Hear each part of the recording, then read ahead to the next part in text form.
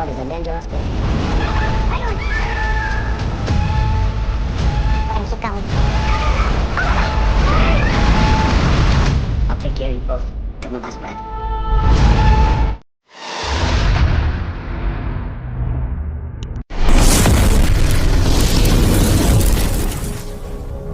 आज फिर एक नई कहानी के साथ। स्टोरी सुनने से पहले आपसे गुजारिश है, सब्सक्राइब करना ना भूलें। इससे हमें मोटिवेशन मिलता है।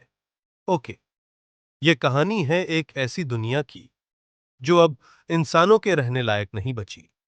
रेडियो एक्टिव तूफान, गिरते हुए मीटियर्स और लगातार आने वाले भूकंप, इन सब ने मिलकर पृथ्वी का लगभग 75% हिस्सा तबाह कर दिया है।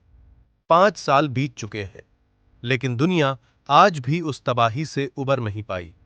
आसमान में अब भी मलबा घूम रहा है, जो कभी भी गिरकर नई तबाही ला सकता है।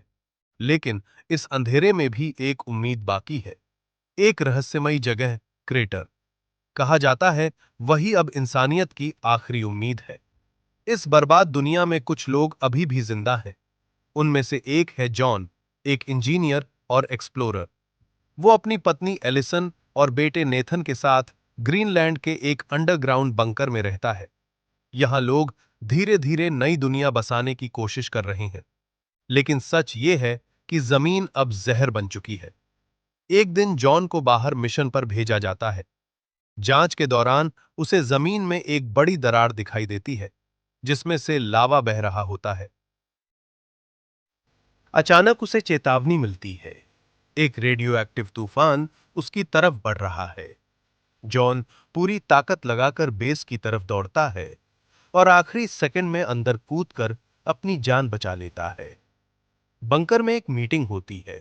सप्लाई कम हो रही है और अब यहां रहना सुरक्षित नहीं। तभी एक नई जानकारी सामने आती है।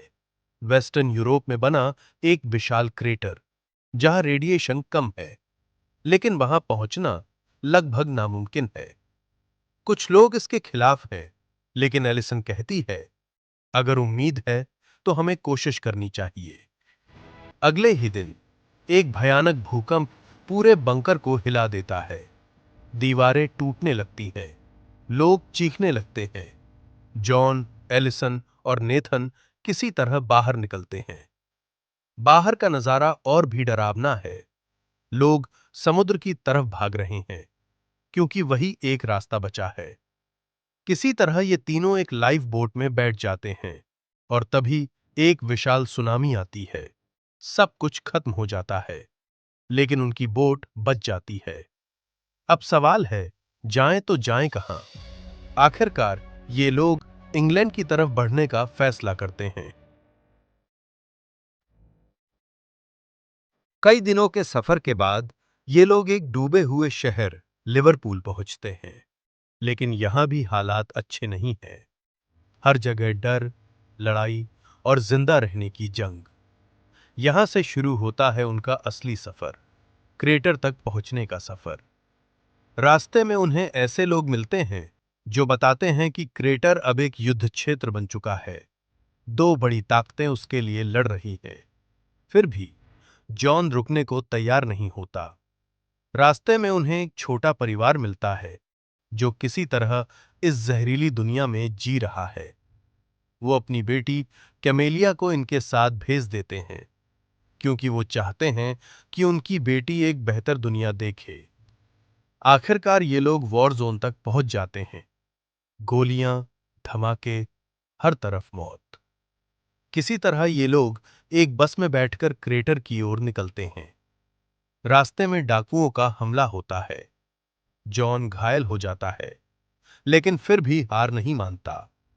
आखिरकार लंबी और खतरनाक यात्रा के बाद ये लोग पहाड़ की चोटी पर पहुंचते हैं और वहां जो वो देखते हैं वो किसी चमत्कार से कम नहीं। हरी भरी जमीन, साफ पानी और एक ऐसा आसमान जिसमें कोई जहर नहीं। यही है क्रेटर। लेकिन खुशी ज्यादा देर तक नहीं टिकती। जॉन, जो पहले ही रेडिएशन का शिकार हो चुका था, अब गिर पड़ता है। वो मुस्कुराते हुए कहता है, मैंने अपना वादा निभा दिया और कुछ ही पलों में उसकी मौत हो जाती है। नेथन अपने पिता की जगह खड़ा होता है और अब वही इस नई दुनिया में आगे बढ़ने की जिम्मेदारी उठाता है। एक बर्बाद दुनिया से एक नई शुरुआत तक का ये सफर हमें सिखाता है, उम्मीद आखिरी सांस तक नहीं छोड़नी चाहिए।